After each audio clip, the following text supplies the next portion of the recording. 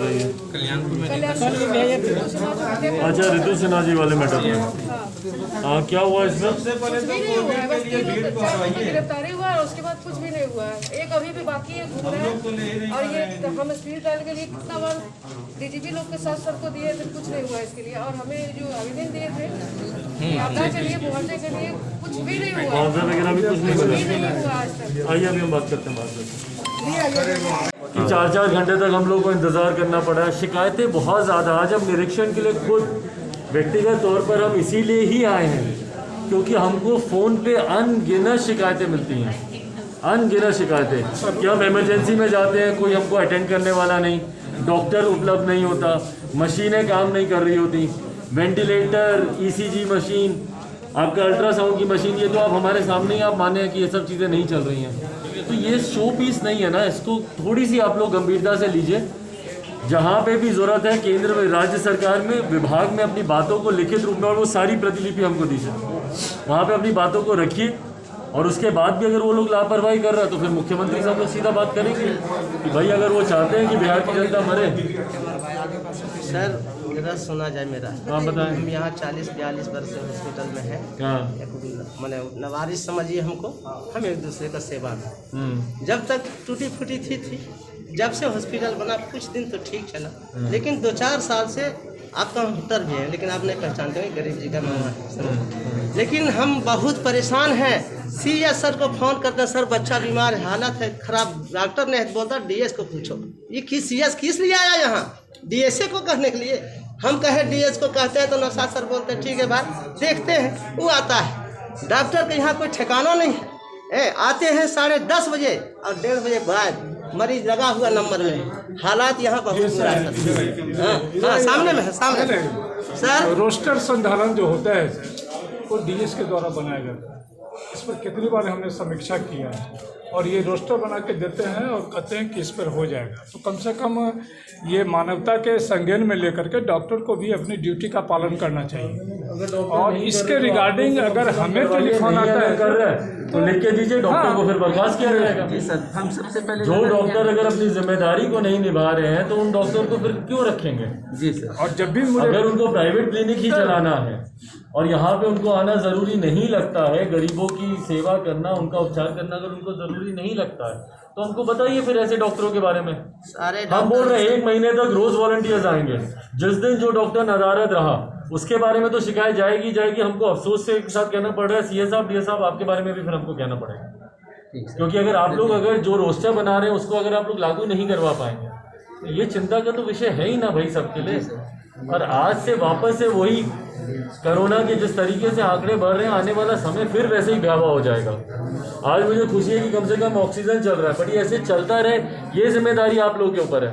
कहीं दिक्कत आती है बताइए। पिछले लॉकडाउन में वेंटिलेटर आया था, ये आप लोगों की, मैं इस शब्द का इस्तेमाल कर रहा हूँ, आप लोगों की नाकामी है कि आप लोग उस वेंटिलेटर को अभी तक चलवा नहीं पाए। पिछले लॉकडाउन में हम लोग इसको करवा के हम लोग दिल्ली से भिजवाए थे। आज साल बीतने को जा रहा है। कितनी बार मैंने आप लोगों से आग्रह किया, दिशा की बैठक में मैंने आग्रह किया, आप लोग इसको अगर आप लोग नहीं चालू करवा पा रहे हैं तो फिर फायदा क्या है इसका, बताइए।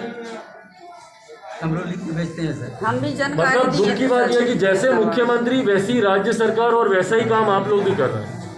मुख्यमंत्री तो है ही, कोई काम नहीं कर रहे हैं वो। सीरियसली अब हम जो नहीं करेंगे सर। और उतने में बात सर प्राइवेट में जाता है वही मरीज ठीक हो जाता है, यहाँ आता सिर्फ रेफर पटना कहाँ जाकर गरीब आदमी। हम लोग एकदम परेशान है क्योंकि अगर कुछ भी होता है क्रिटिकल कंडीशन पटना, बस खाली क्या पटना मुझे बात नहीं लगा फोन करिए ना। हाँ, कॉल बैक निकल पाइएगा।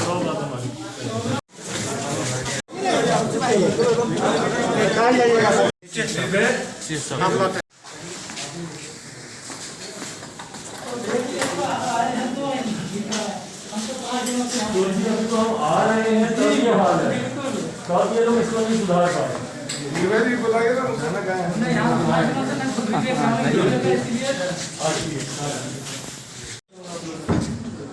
कभी कोई पेशेंट आए, मरीज आए, आप मुझे बताइए हम बैठे क्या इसके ऊपर? जब पेशेंट भर्ती होता है नहीं, हमको बताइए ना, हम अगर बैठेंगे तो हम यहाँ से 4 बीमारी लेके जाएंगे कि नहीं लेके जाएंगे? सर, यहाँ करने बेडशीट में रखिए, इसका होना चाहिए ना।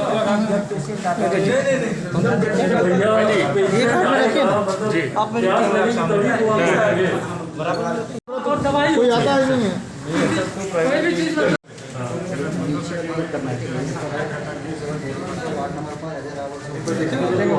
बच्चे आएंगे इस हालत में पूरी जाने वाली है स्थिति। सफाई करने के लिए भी हमने बता दिया है सर, नीचे तैयार है। जानकारी थी कि हम आ रहे हैं, अब अगर साफ सफाई की और व्यवस्था की ये हालात हैं तो हमारी गैर मौजूदगी में तो मतलब जो शिकायतें हमको मिल रही हैं आप दोनों की मतलब सही मिल रही हैं, मतलब हमको मंत्री जी को अब आपके खिलाफ देना पड़ेगा। तो बहुत सारी हैं और दुख मुझे अफसोस इस बात का है कि ये कमियां निरंतरता में बनी हुई हैं। शायद ही कोई ऐसी दिशा की बैठक होगी जिसमें मैंने इन मुद्दों को ना उठाया हो, और हर उस दिशा की बैठक के बाद ना सिर्फ मैंने स्थानीय प्रशासन से बल्कि लिखित तौर पर राज्य सरकार के स्वास्थ्य विभाग से भी मैंने उन कमियों का निरंतरता में मैंने जिक्र किया। पर बार बार जो मैं बोलता हूँ, शायद मैं दोबारा दोहराऊंगा तो आप लोगों को लगेगा कि मैं हर बात पे मुख्यमंत्री नीतीश कुमार और उनकी सरकार के पीछे पड़ा रहता हूँ। बट आप बताइए, अगर मैं उनसे आग्रह नहीं करूँ तो मैं किससे करूँ?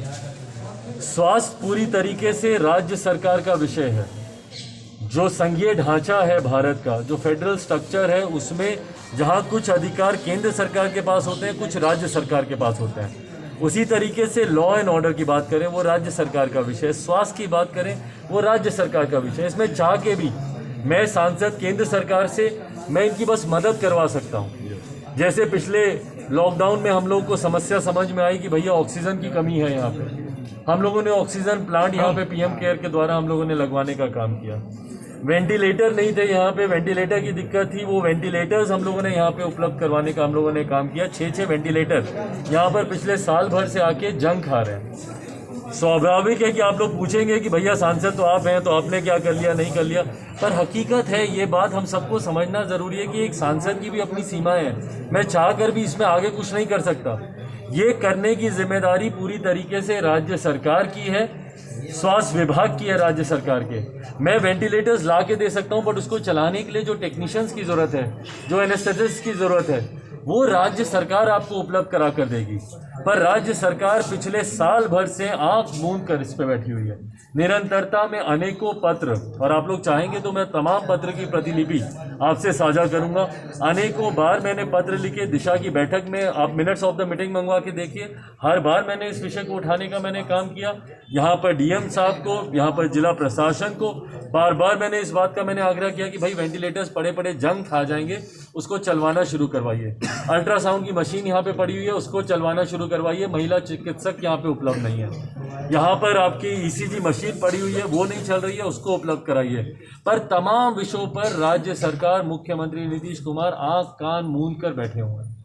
स्वास्थ्य विभाग इसकी कोई गंभीरता को समझने की जरूरत महसूस नहीं करता। आज पुनः जब कोरोना काल जब वापस से शुरू हुआ है, वापस से जब आंकड़े बढ़ते जा रहे हैं, कोरोना संक्रमित लोग बहुत ज़्यादा होते जा रहे हैं, तो ये मेरी एक नैतिक जिम्मेदारी ज़रूर थी कि मैं पुनः आकर मैं देखूं कि क्या स्वास्थ्य व्यवस्था में, भगवान ना करे कल को पर कोई विपरीत परिस्थिति आती है तो उसमें हम लोग कितने तैयार हैं।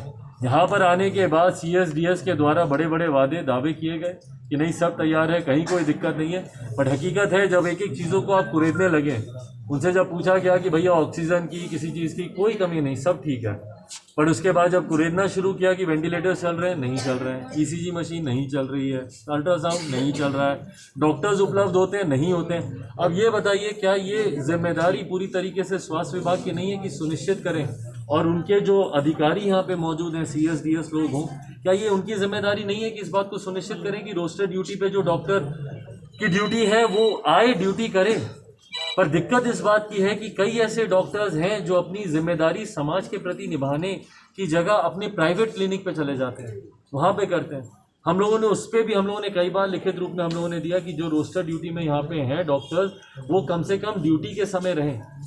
आज संडे है, आज जिस डॉक्टर को यहाँ पे होना चाहिए, बहरहाल अब मुझे नहीं पता सही है गलत है, बट अगर वो अस्वस्थ है तो शुभकामनाएं, भगवान करे कि जल्द से जल्द वो स्वस्थ हो, पर वो आज उपलब्ध नहीं है। कल जिनकी ड्यूटी है अब वो आते हैं नहीं आते हैं। पर इस पर जिस तरीके से जिला प्रशासन और मैं स्थानीय अधिकारी डीएम साहब को भी मैं बोलूँगा कि वो भी आए और आकर इन तमाम चीज़ों का मुआयना करें, देखें कि क्यों डॉक्टर्स नहीं आ रहे हैं यहाँ पे, क्यों यहाँ पे उपकरण यहाँ पे काम नहीं कर रहे हैं। मैं पुनः स्वास्थ्य मंत्री मंगल पांडे जी से अभी मैं बातचीत करूँगा, फ़ोन पर भी मैं उनको सारी जानकारी दूंगा, लिखित रूप में भी यहाँ की जितनी समस्या है मैं उसकी जानकारी निरंतरता में उनको देता आया हूँ, पुनः एक बार मैं दूंगा। पर अब मैं इसमें आप सबका भी मैं साथ चाहूँगा कि आप सब जिला प्रशासन के पास जाकर दबाव बनाएं। मैंने अपने पार्टी के तमाम वॉलंटियर्स को भी इस पर लगाया है कि रोज़ की डेली मॉनिटरिंग करके, क्योंकि यहाँ पे सीएस साहब ने मुझसे वादा किया है कि अगले 10-12 दिनों में सारी स्थिति ये नियंत्रित कर लेंगे। अल्ट्रासाउंड की मशीन काम करने लगेगी। डॉक्टर्स का जो रोस्टर इन्होंने तैयार किया है सुनिश्चित करवाएंगे कि डॉक्टर्स यहाँ पर आएँ। आने वाले कुछ समय तक मैं अपनी पार्टी के वॉलंटियर्स के माध्यम से भी डे टू डे बेसिस पर ये रिपोर्ट लेता रहूँगा। बट हाँ, ये चिंता का विषय पूरे प्रदेश का है। और ये बात मैं बोल दूं कि ये जमुई ज़िले की बात नहीं है, क्योंकि आशीर्वाद यात्रा पे मैं पूरे प्रदेश में घूमा हूँ और हाल फिलहाल में ही तमाम ऐसे अस्पतालों में जहाँ पे मैं गया हूँ, ये पूरे प्रदेश का ये विषय है। और यही कारण है कि मोतियाबिंद जैसे छोटे ऑपरेशन के लिए भी हमारे मुख्यमंत्री बिहार के अस्पतालों पर, बिहार के डॉक्टरों पर विश्वास नहीं करते। वो सीधा दिल्ली जाते हैं अपना मोतियाबिंद का ऑपरेशन कराने। और हाथ कंगन को आरसी क्या, वो क्यों जाते हैं ये प्रमाणित भी हो गया, क्योंकि ठीक उसके बाद मुजफ्फरपुर में जो कुछ लोगों का मोतियाबिंद का ऑपरेशन हुआ था, उसमें से तमाम उन लोगों की आँख निकालनी पड़ी। इस तरीके से ऑपरेशन किया गया। बाईं आँख में ऑपरेशन करना था तो दाईं आँख में कर दिया गया, और जिस आँख में किया उस आँख का ऑपरेशन इतना ख़राब कि आपको वो आँख निकालनी पड़ी। नतीजन दोनों आँखों की रोशनी उस आदमी की चली गई। और मैं एक व्यक्ति की बात नहीं कर रहा, लगभग 1 दर्जन ऐसे लोग हैं जिनके साथ इस तरीके से खिलवाड़ किया गया। तो ये तो बिहार की स्वास्थ्य व्यवस्था है।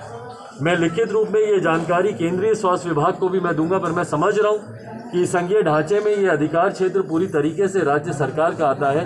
पर मैं उम्मीद करता हूँ कि कम से कम हमारे मुख्यमंत्री इन तमाम चीज़ों को गंभीरता से लेंगे। मैं स्थानीय विधायिका उनसे भी मैं बात करूंगा कि वो भी इस बात को थोड़ी गंभीरता से लेकर विधानसभा में इस विषय को उठाने का काम करें। मुख्यमंत्री जी से मिलकर इन तमाम बातों को उनके समक्ष रखने का काम करें। मैं गया था, उसका मैंने समर्थन किया था। बस मेरी सीमाएं कहाँ पे हैं, ये मेरे अधिकार क्षेत्र में नहीं है आपकी मांगों को पूरा करना। अगर सरकार मेरी होती तो एक हस्ताक्षर से मैं आपकी तमाम मांगों को पूरा करता, क्योंकि मैं मानता हूँ कि जितनी मेहनत आप लोग कर रहे हैं उसके अनुपात में आप लोगों को राज्य सरकार वो मापदंड नहीं देती है, वो वेतन नहीं देती है, उस तरीके का मैं बिल्कुल जानता हूँ। पर क्या करें, मुख्यमंत्री नीतीश कुमार अगर गूंगे बहरे हो गए हैं, नहीं सुन रहे किसी की बात। इसीलिए तो हम पिछली बार भी आग्रह किए थे ना कि भाई सरकार बदलिए। जब तक ये मुख्यमंत्री रहेंगे आप लोग का सिर्फ इस्तेमाल करेंगे। अगला चुनाव जैसे ही आएगा ना, देखिएगा बड़े बड़े वादे आप लोगों से करेंगे ये, और उसके बाद 4 साल 5 साल आप लोगों को पलट कर नहीं देते।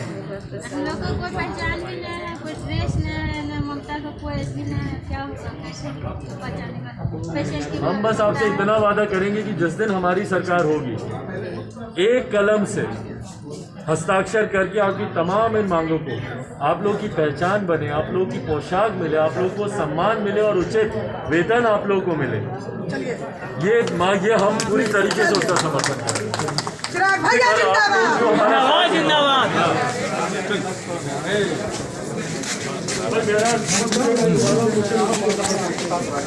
जमुई के सांसद चिराग पासवान आज जमुई में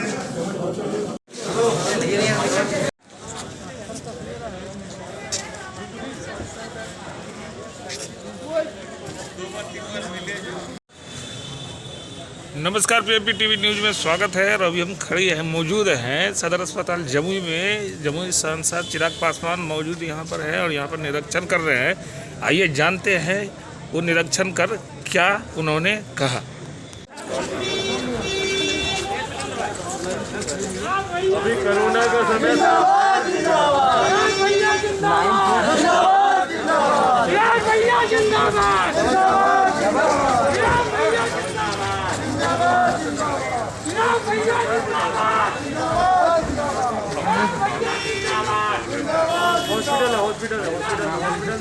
हॉस्पिटल में नारा फोन कर देना। चलो ठीक है नीरज, सब ठीक है ना घर में?